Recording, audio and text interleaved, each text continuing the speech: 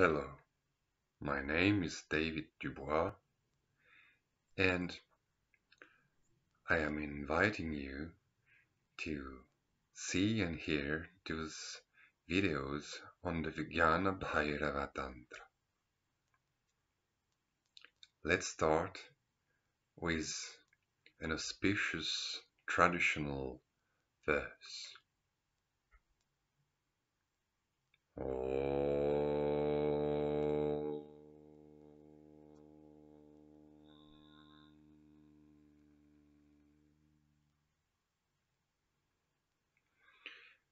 Jayanti Jagadananda Vipakshakshapanakshamah Parameshamukhodbhuta Jnana Chandramarichayah.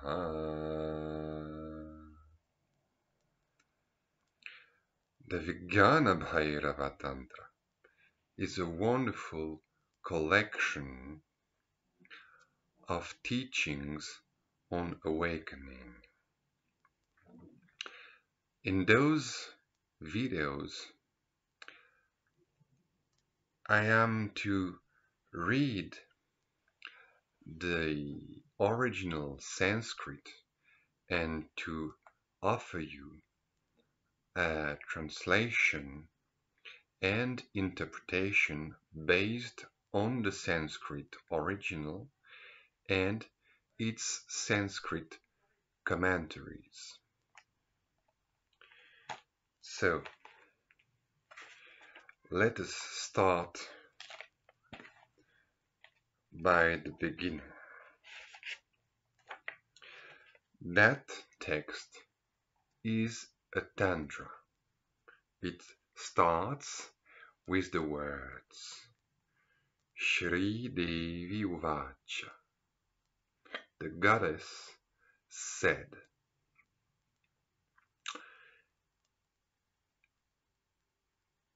So, who is the goddess and why is she speaking, or why did she speak? The goddess, according to Kashmir Shaivism, is consciousness, awareness, or rather, she is the body. The body as a subject. Abhinavagupta, the most famous master of Kashmir Shaivism, explains in the first chapter of his Tantra Loka that the goddess is the question. She is questioning, she is asking, not as a kind of special event happening in her existence, but rather questioning is her very being. She is questioning. And she is the body as subject because the body is seeing, hearing, tasting, smelling, feeling, desiring, inquiring, asking. So, the goddess is first of all that urge to know. Usually, that reality is covered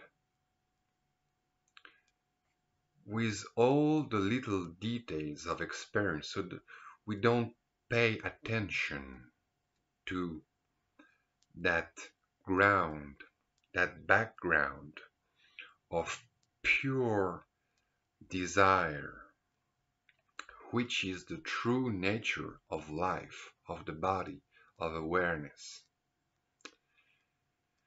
that desire to know, to find, to embrace, to grasp,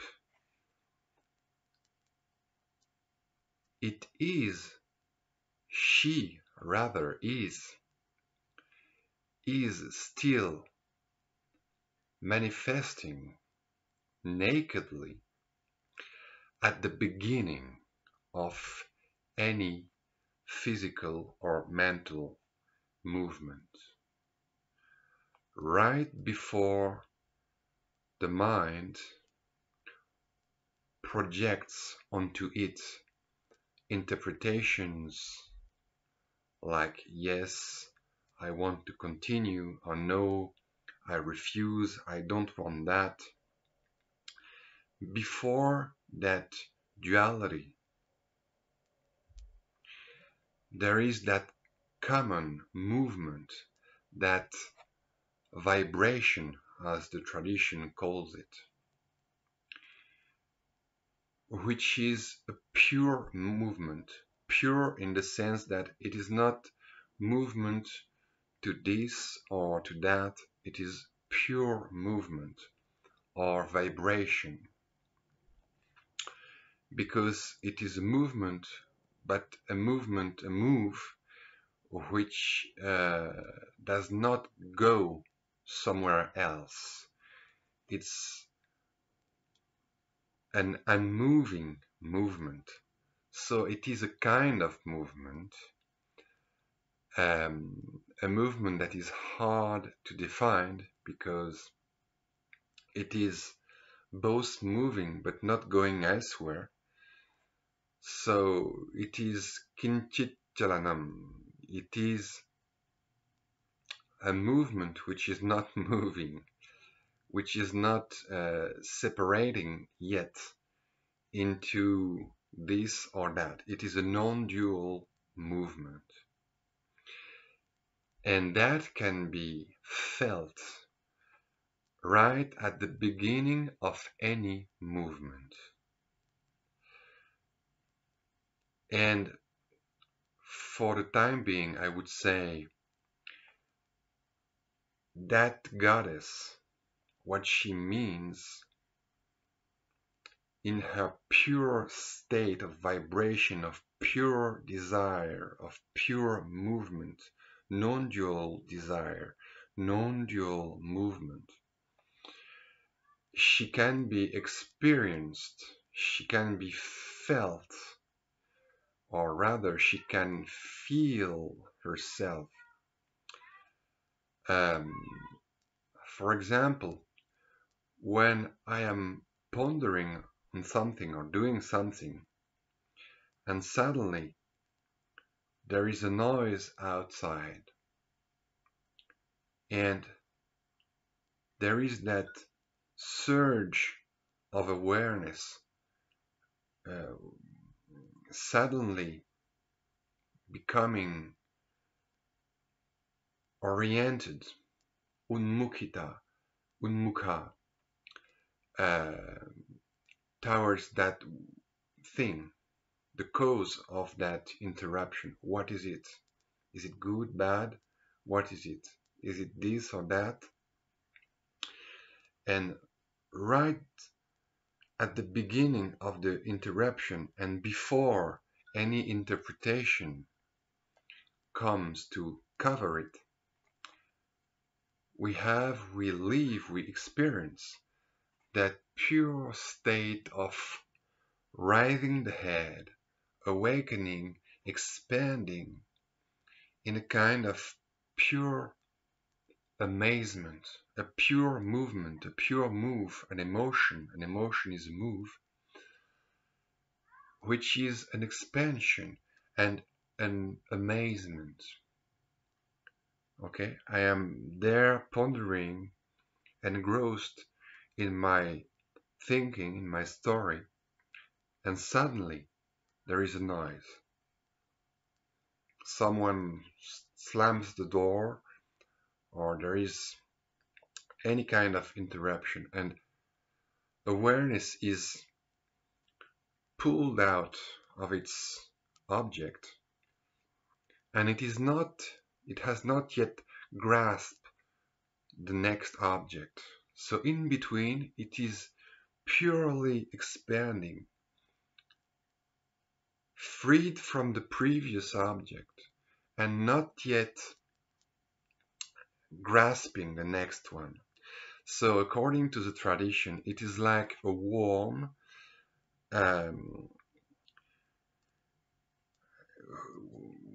who is grasping some piece of wood and who wants to reach for the next one, the next branch, or the next piece of grass. And to do this, the worm has to release the thing it is onto, and it has to extend to reach the next blade of grass.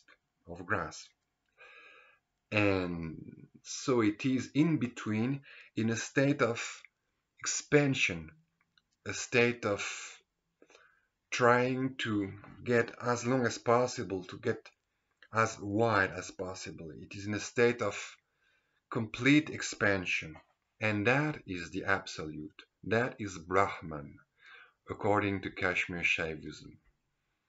Because for Kashmir Shaivism, Brahman is not static. It is not like a stone. It is not kutastha. It is not like an anvil. Rather, it is full of infinite movement, and it is ever expanding. It is expanding. It is opening, like a mouth opening, like a view opening. Brimbhati. It is always expanding. It is always in a state of vikasvara. It is always in a state of expansion, of opening, of growth. And that Brahman is also the goddess. So it is that expansion which is both desire and awareness. That is the goddess. This is Shakti, the power. And Shiva then, who is he? Well, he is being. He is the answer. He is the thing which is grasped. He is space that the body is trying to reach out through viewing, hearing, smelling, etc., and the mind.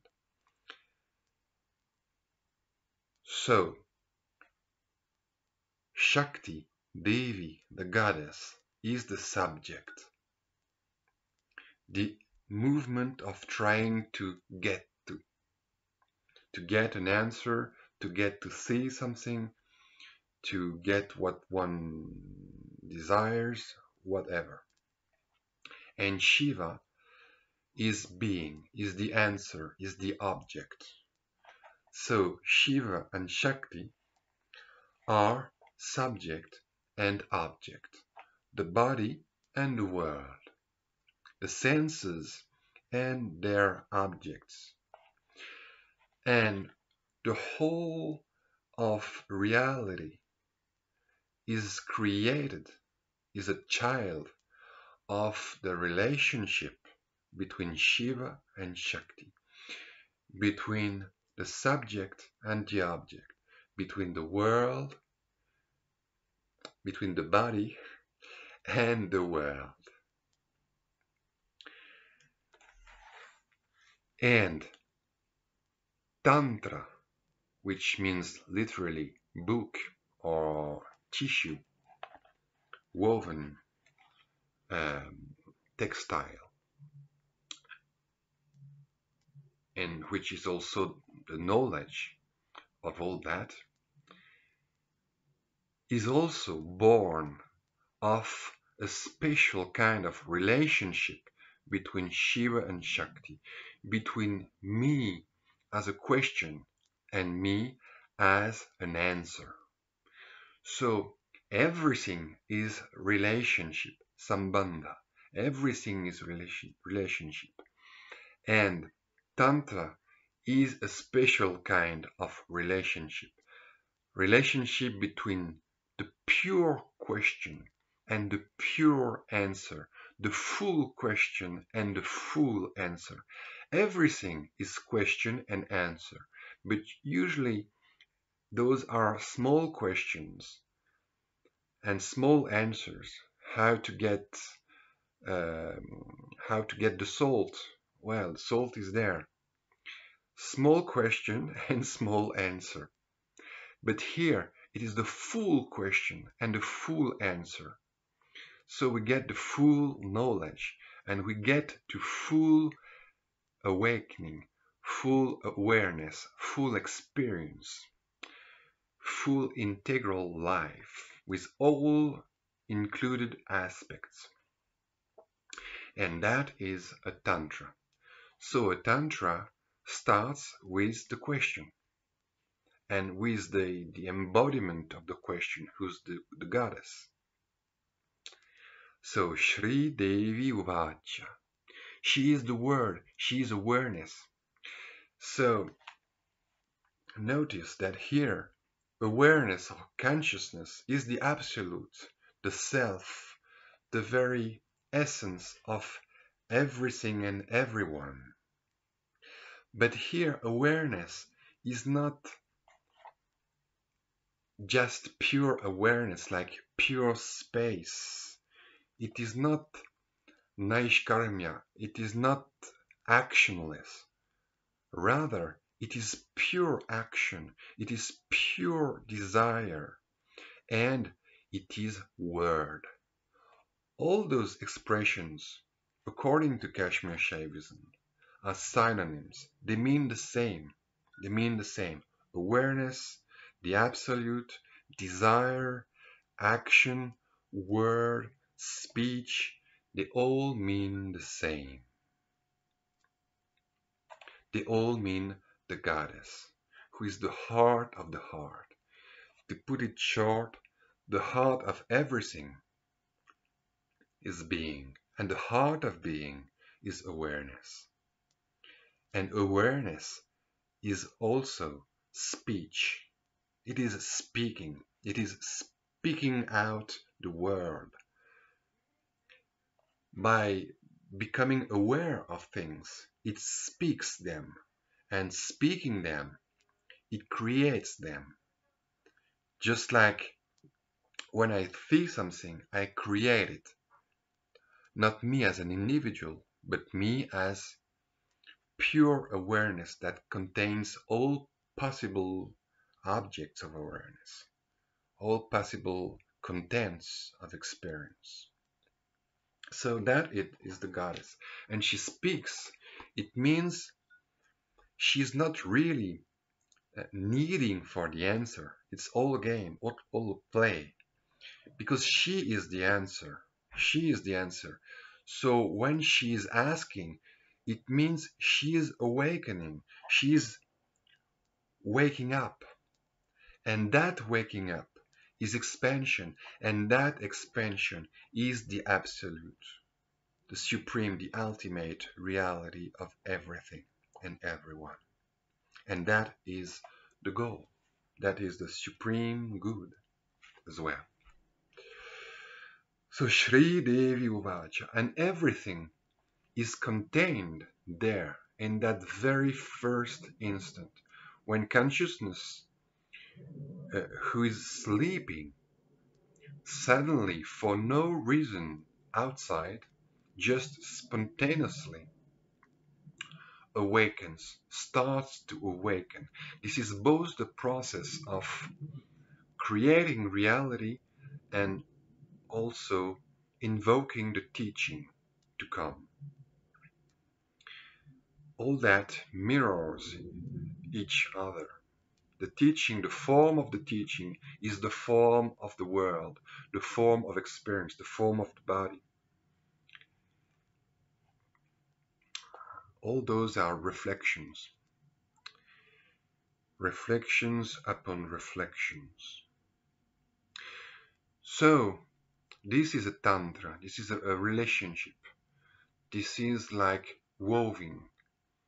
interwoven between Shiva and Shakti, subject and object, my body and the world, my feelings and what is felt through those feelings. For example, my hand touching the tissue, the ground, the wall, all that is a way of creating the world through relationship between my hand and various things. But in all that, there is no real separation, because it's always awareness, feeling herself in infinite forms, shapes and aspects, but she's always feeling herself as this and that. And this and that is being Shiva, God. So Tantra is just that, is understanding that, is taking part into that process of awakening, which is life and the world and the universe. And then she says what? She says everything. And she says, śrutaṃ, I have heard, because she is pure listening. Awareness is listening. And listening means creating what is heard. śrutaṃ deva, O God. I have heard, śrutaṃ mayā. I have heard, sarvaṃ. I have heard everything, because I am everything, because everything is in me. And the process of hearing is just the process of making explicit what was already there, but in a condensed way. Hearing is just explaining. And what is all that I have heard? Sarvaṃ kimetat rudrayāmalasambhavam. I have heard all which is born of the union of Shiva and Shakti, the couple of Rudra. Rudra is another name for Shiva. rudrayāmalasambhavam. I have heard all that is born out of the union, the relationship between Shiva and Shakti, between awareness and being, the body and the world, the subject and the object.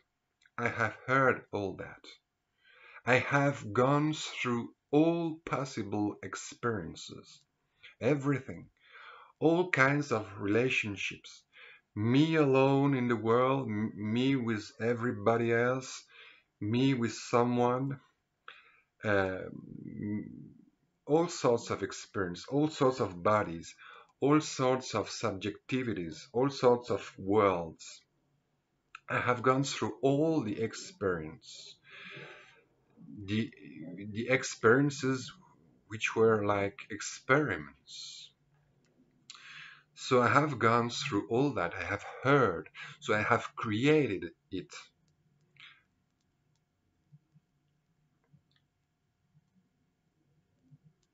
Adyāpi, and still, nivṛtto me saṃśayaḥ, and still my doubt, meaning my deep-rooted lack of, it's not possible to put a name on that, because it's like the shadow of the absolute. Just like the absolute is above words, that lack, that basic lack, that basic need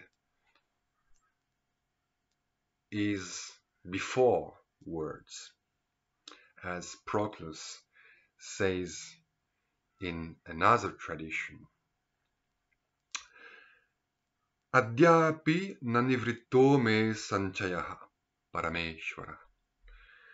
Still, I have lived everything. I have gone through all possible experiences as so many experiments, so many tries and trials, and still my basic doubt is not my thirst is not quenched, is still there. I'm still a question, a big question with a huge question mark. I have heard everything, and I have even heard trikabhedam aśeṣeṇa. I have heard the whole of the secret of the Triad. So here we must understand that all that has a double meaning in it, or even more than double. Rudrayāmalasambhavam means that everything has been created by the relationship between Shiva and Shakti. But it means also a special class, a special group, a cycle of tantras, of scriptures revealed through the union and the dialogue between Shiva and Shakti, God and the goddess. And it is a special cycle of tantras. And trikabhedam is the supreme class of all the tantras. It is the summit of the revelation of the divine, of the holy scriptures, the class of the Triad. But bhedam can mean as well revelation of a secret, or a secret itself, like breaking. Bhedam means cutting, and it can mean breaking a secret, like revealing a secret. So that secret has been revealed completely, aśeṣeṇa, without leaving anything out. Sārāt, sāravibhāgaśaḥ, in the way that one extracts the essence from the essence itself, always extracting the essence of the essence, the best of the best of the best, just like in any consumer society. Adyāpi na nivṛtto me saṃśayaḥ, and still my doubt, my dilemma, or rather here my doubt, my feeling of not being there yet, is still operating. Still nivṛttah, it has not been healed, if you will. It has not been solved, my problem. It is still there. So I have gone through everything, through all experiences and all types of knowledges, from the most common to the most secret one, the most secret tantric revelation, and still I don't feel like I am full.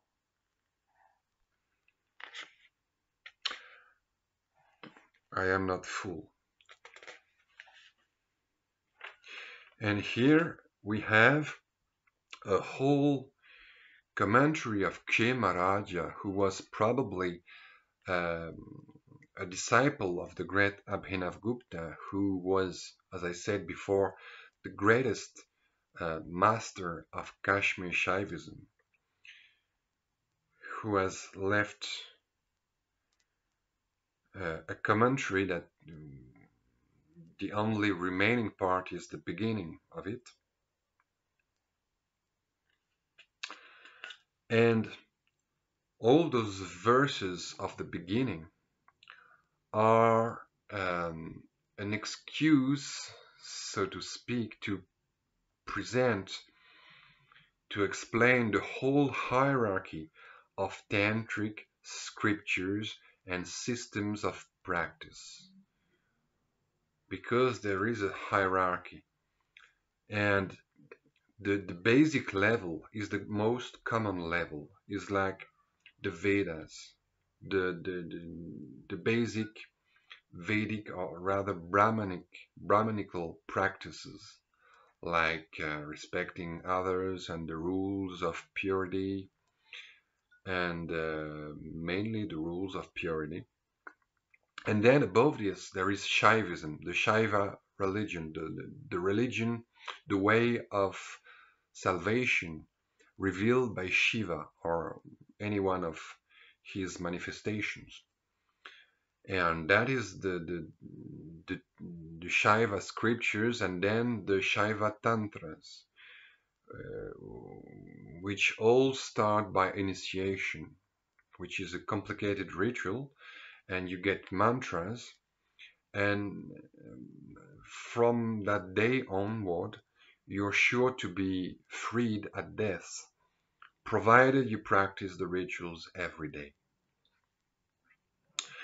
And then within those tantras, there is a whole hierarchy of systems, layers of revelations, more and more secret, more and more powerful, more and more expanded, more and more awakened, and more complete. At the basic level, you know only a few aspects of reality. And the more you grow, the more you expand, the more your view is inclusive, in the sense that it knows more and more aspects of the diamond of reality. So there is a whole hierarchy of traditions, which we will see next time. But those traditions, just to close on that topic, those traditions, they can be practiced more or less together. And to explain that point, Kshemaraja quotes a very famous verse, which says, Veda dibhyaha param shaivam, beyond the Vedas, etc. Etc. means the yoga of Patanjali, Samkhya, Vaishnavism, Buddhism, etc. Shaivam, there is the Shaiva tradition. Shaivat Vamantu Dakshinam, and beyond Shaivat Vamantu, and beyond the general Shaiva religion, there is the Vama tradition, the left tradition. But here it doesn't mean the left hand, because this story of left-handed and right-handed is quite late and does not exist here. But it's a tradition mostly concerned with magical powers. And then Dakshinam, end of the first line of the verse, Dakshinam, which means the Bhairava Tantras, of which there is a traditional list of 64 scriptures. And the main one is the Swachanda Bhairava Tantra. Dakshinat, and above that tradition of Bhairava, Parataha, even beyond that, there is the Kaulam, the Kaula tradition. And it's there that we see really the practices for which Tantra is known nowadays. Kaulat Parataram Trikam, and within the Kaula traditions, the Trika tradition, the Triad tradition, is even superior. So there is a whole scale of traditions and tantric revelations and systems of practice with their own initiations and mantras, etc.